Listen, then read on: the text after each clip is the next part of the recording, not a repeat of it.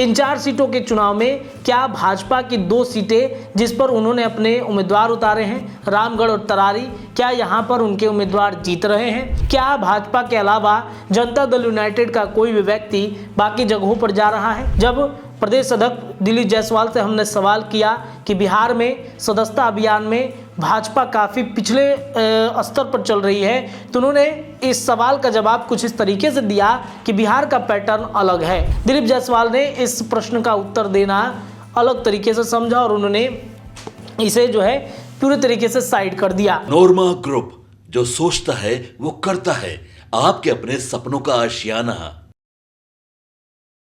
नमस्कार, भारत लाइव देख रहे हैं आप। पक्की खबर के साथ एक बार फिर आप सभी दर्शकों के बीच हाजिर हैं। अब आपने हेडलाइन पढ़ना शुरू कर दिया होगा और समझ रहे होंगे कि क्या फिर से बिहार में कुछ बड़ा खेल होने जा रहा है। क्या वाकई में नवंबर के महीने में जदयू कुछ बड़ा खेल करेगी? आखिरकार क्यों चिराग पासवान से लेकर उपेंद्र कुशवाहा और जीतन राम मांझी सभी हाई अलर्ट मोड पर आ गए हैं? विस्तृत खबर बताएंगे, लेकिन उससे पहले आप जान लीजिए कि बिहार में 2 बड़े नेता इस वक्त आ रहे हैं नवंबर के महीने में, जहां नरेंद्र मोदी का कार्यक्रम है। 15 या 16 तारीख को जमुई जाएंगे और जमुई में एक सभा को वो संबोधित करने जा रहे हैं। जमुई जाने के पीछे का वजह है झारखंड में हो रहे विधानसभा चुनाव और जमुई से सटा हुआ जो पूरा झारखंड का इलाका है, उस इलाके में अपनी रणनीति बनाना और वहां के वोटरों पर पकड़ मजबूत कराना नरेंद्र मोदी का एकमात्र मकसद रहा है। इसके अलावा 15 नवंबर से ठीक पहले 7 तारीख को छठ के दिन जेपी नड्डा का कार्यक्रम राजधानी पटना में है। नीतीश कुमार के साथ छठ घाटों पर आप जेपी नड्डा को देखेंगे। ये अभी चर्चाएं चल रही हैं कि छठ घाटों पर जाएंगे या फिर ऐसा भी हो सकता है कि नीतीश कुमार के आवास पर ही छठ का प्रसाद खाने के लिए जेपी नड्डा जाए। बिहार इन दोनों के आने के पीछे की वजह आप समझिए। बिहार में जो गिरिराज सिंह या फिर गिरिराज सिंह के अलावा अररिया के सांसद प्रदीप सिंह के द्वारा जो बयान दिए गए थे, हिंदू को लेकर के जो बातें कही गई थी, हिंदू स्वाभिमान यात्रा को लेकर के जो चर्चाएं चली थी, इससे नाराजगी जदयू के अंदर थी और ये नाराजगी स्पष्ट रूप से दिखा आपको। नीरज कुमार के बयान को याद कीजिए। इसके अलावा नीरज कुमार के साथ साथ जनता दल यूनाइटेड के जो अल्पसंख्यक नेता हैं, उनमें कितनी ज़्यादा नाराजगी थी लगातार हम आपको बता रहे थे। चाहे एमएलसी गुलाम गौस हो, गुलाम गौस हो या फिर कई जदयू के एमएलसी हैं जो इस वक्त नाराज चल रहे थे। नाराजगी वक्फ बोर्ड कानून को लेकर के भी था और इस नाराजगी में ऐसा दिख रहा था कि जनता दल यूनाइटेड भाजपा के नीतियों के खिलाफ अब लगातार बोलेगी। नीतीश कुमार भी इन तमाम बयानों से काफ़ी ज़्यादा नाराज हुए थे। सीएम आवास पर उन्होंने कुछ नेताओं के साथ एक बैठक भी किया था, इंटरनली बैठक करके इस पूरे मामले की जानकारी ली थी। इसके अलावा 28 अक्टूबर का वो दिन याद कीजिए जब नीतीश कुमार एनडीए घटक दलों की बैठक बुलाते हैं। इस बैठक में गिरिराज सिंह को पीछे वाली जगह दी जाती है। अब इससे आप स्पष्ट रूप से समझ सकते हैं कि बिहार में भले ही एनडीए गठबंधन में बीजेपी कहे कि हमारे वजह से नीतीश कुमार मुख्यमंत्री बने हैं, लेकिन छोटे भाई की भूमिका में ही बीजेपी रहेगी, क्योंकि नीतीश कुमार बड़े भाई की भूमिका में देश भर में भी हैं। देश भर के अलावा जनता दल यूनाइटेड ये कहती है कि बीजेपी बिहार में भी बड़े भाई की भूमिका में रह रहा है। 2025 के विधानसभा चुनाव में नीतीश कुमार को किसी भी तरीके से मुख्यमंत्री की कुर्सी एक बार फिर मिलना है और इसके लिए वो रणनीति बना रहे हैं। इधर भारतीय जनता पार्टी ने भी ये ठान लिया है कि इस बार येन केन प्रकरण भाजपा का ही मुख्यमंत्री होगा। इसके लिए कई तरह की रणनीतियां बनाई जा रही हैं, लेकिन इन रणनीतियों में बीजेपी जो है वो फिसड्डी साबित हो रही है। बिहार में 4 सीटों पर चुनाव भी हो रहे हैं। इन 4 सीटों के चुनाव में क्या भाजपा की 2 सीटें जिस पर उन्होंने अपने उम्मीदवार उतारे हैं, रामगढ़ और तरारी, क्या यहां पर उनके उम्मीदवार जीत रहे हैं? क्या जनता दल यूनाइटेड के साथ जो मनोरमा देवी हैं उनके प्रचार प्रसार में भाजपा का कोई बड़ा नेता जा रहा है? क्या भाजपा के अलावा जनता दल यूनाइटेड का कोई भी व्यक्ति बाकी जगहों पर जा रहा है? ये भी एक अपने आप में बेहद दिलचस्प कहानी है। इधर बिहार में आपने देखा होगा कि भारतीय जनता पार्टी की सदस्यता अभियान चली।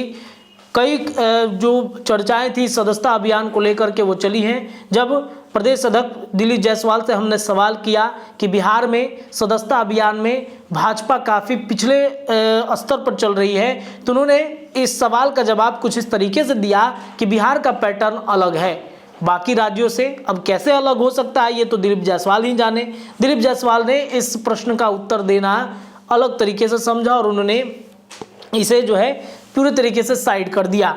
इधर सदस्यता अभियान में बीजेपी के पिछड़ने की वजह से केंद्र में बैठी भारतीय जनता पार्टी की सरकार ने बीजेपी के कुछ नेताओं को जबरदस्त तरीके से क्लास लगा दिया है। इतना ही नहीं, जेपी नड्डा का जो बिहार में कार्यक्रम है वो बाकी नेताओं के क्लास लगाने की वजह ही मानी जा रही है। क्लास एक बार फिर से लगेगा, इंटरनली बैठक होगी और इस बैठक में कुछ लोगों की कुर्सी पर भी खतरा मंडरा सकता है। नरेंद्र मोदी भी इस चीज़ों को काफ़ी बारीक से देख रहे हैं। इतना ही नहीं, नीतीश कुमार के बारे में ये भी कहा जा रहा है कि बीजेपी के कुछ नेताओं से उनको तकलीफ हो रही है, भले ही वो चुप रहे लेकिन चुप्पी उनकी बड़ी घातक रही है। भाजपा भी इस बात को अच्छे से जानता है और इस वजह से जनता दल यूनाइटेड ने अपने स्तर से चुनाव की तैयारी शुरू कर दी है। बिहार में जदयू को 170 सीटों पर लोकसभा 2024 चुनाव में लीड मिला था और इस बार लगभग 145 सीटों पर कहा जा रहा है कि जनता दल यूनाइटेड विधानसभा में लीड में जा सकती है। तो अगर जनता दल यूनाइटेड ने ये सर्वे करा लिया है, इस सर्वे से उसको लगता है कि बिना बीजेपी के, बिना किसी गठबंधन के भी अगर अकेले दम पर हम अपनी सरकार बना लेते हैं तो फिर बीजेपी का क्या काम है। तो बीजेपी के इतर जनता दल यूनाइटेड के अगर आप कार्यक्रमों पर ध्यान देंगे तो मनीष वर्मा को हर जिले में हर कार्यकर्ताओं के बीच में छोड़ा गया है। मनीष वर्मा इस काम में सफल होते हुए भी दिख रहे हैं, कार्यकर्ताओं को मजबूत कर रहे हैं, कार्यकर्ताओं से सीधा संवाद उनका हो रहा है। हर जिले में जाकर नीतीश कुमार के जो 15 साल के कार्यकाल रहे हैं, इस कार्यकाल में बिहार कैसे बदला है इसको भी मनीष वर्मा बता रहे हैं। इसके अलावा आप देखिए कई ऐसे सांसद हैं, दिग्गज सांसदों को और उनके क्षेत्र में लगाया गया है। आप सबको पता है कि पूर्णिया और सीमांचल का क्षेत्र जहां पर जदयू अपने आप को मजबूत करने की बात करता है, विधानसभा की कुछ सीटों पर जनता दल यूनाइटेड मजबूत भी है और उसे उस विधायकों की संख्या में इजाफा कराना है। सीमांचल के क्षेत्रों में सबसे ज़्यादा विधायकों की संख्या में इजाफा कराना है। इस वजह से जनता दल यूनाइटेड ने अपने मंत्रियों को वहां पर लगा रखा है, अपने सांसदों को वहां पर लगा रखा है। आप देखा देवेश चंद्र ठाकुर जो सीतामढ़ी के सांसद हैं, उन्होंने कितनी ज़्यादा लोगों के बीच में जाकर के इन दिनों प्रचार प्रसार तो कर ही रहे हैं। इसके अलावा लेसी सिंह बिहार सरकार की मंत्री, उनको भी आप देखिए पूरे पूर्णिया में उनको छोड़ा गया है और पूरे पूर्णिया में घूम घूम कर वो काफ़ी मजबूत कर रही हैं जनता दल यूनाइटेड को।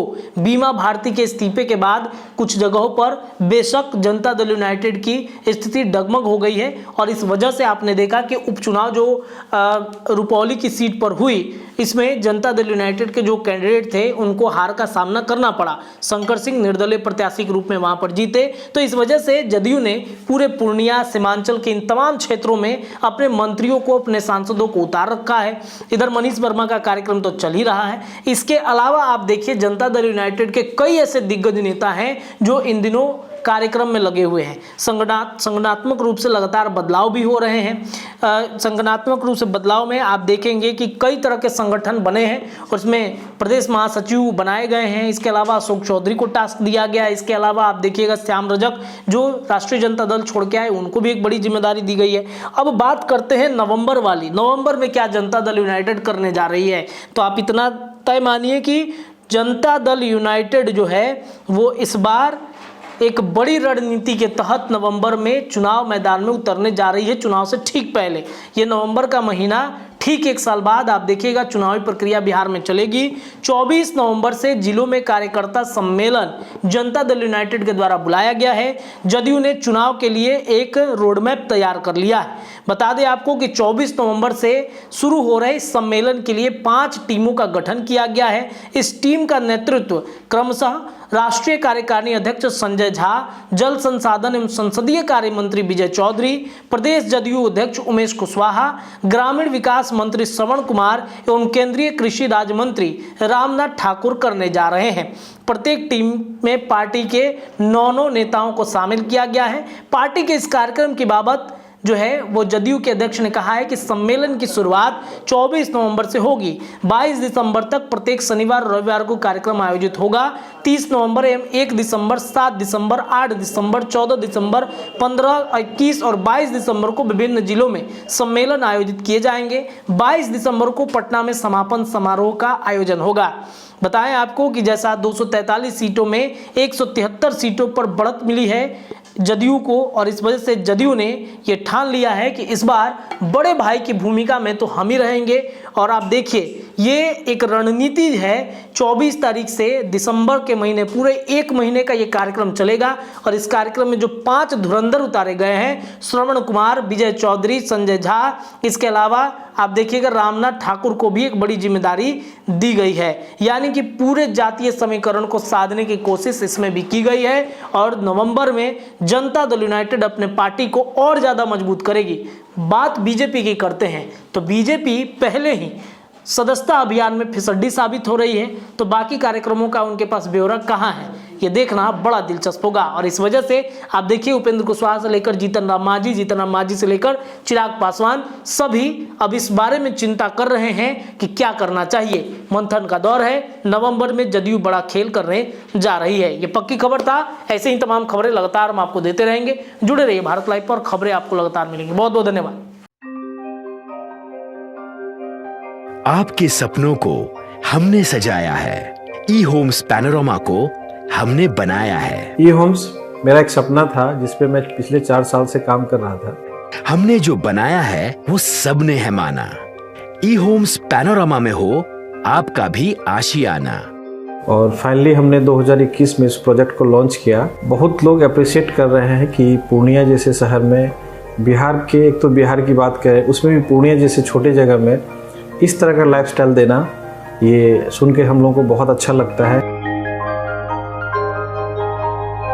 ई होम्स में हमने कुछ और भी किया है, जैसे हम जिस जगह में रह रहे हैं हमारे फैमिली सिक्योर हो, उनको सिक्योरिटी का ध्यान में रखा है। आपकी सुविधा और सुरक्षा आपके लिए खास है, ये आपका विश्वास है। इसमें आर्टिफिशियल इंटेलिजेंस का 7 लेयर सिक्योरिटी का हमने इस्तेमाल किया है। लस ग्रीन कैंपस को बनाया है। यदि हमारा बाउंड्री वाल है तो वो वर्टिकल गार्डन है। ये जितनी भी फैसिलिटी होता है एक इंटरनेशनल टाउनशिप में ई होम्स है, ये हम लोग विश्वास नहीं कर पा रहे हैं। जो भी हमारे मित्र, दोस्त या जो भी हमारे बाहर के बाहर आते हैं तो हम लोगों को बहुत अच्छा सुनने को मिलता है और बहुत अच्छा क्रेडिट मिल रहा है। वो सारा हमने सिर्फ एक बिल्डिंग नहीं बनाया, हमने एक बहुत अच्छा लाइफस्टाइल दिया ई होम्स में, और मेरा एक सपना था जिसको मैं आज फुलफिल होते हुए देख पा रहा हूँ। ये आपका आवास है। ई होम्स पैनोरामा में अब आपका निवास है। E homes panorama, luxurious lifestyle redefined. Panorama group, जो सोचता है वो करता है। अगर ये वीडियो पसंद आई और वह बिहार के राजनीति और बिहारियत से सरोकार रखेनी तो सब्सक्राइब बटन दबा के चैनल के सब्सक्राइब कर ली। ओजे एगो घंटी बा, ओकरा बटन दबा देला से कुल सटीक और मारक खबर रुआ मुफ्त में मिल जाई। अगर रुआ पत्रकारिता के हमनी के नया प्रयोग में सहयोग कर चाहतानी तो ज्वाइन बटन दबा दी। पेटीएम नंबर नोट कर ली 9386816700। धन्यवाद।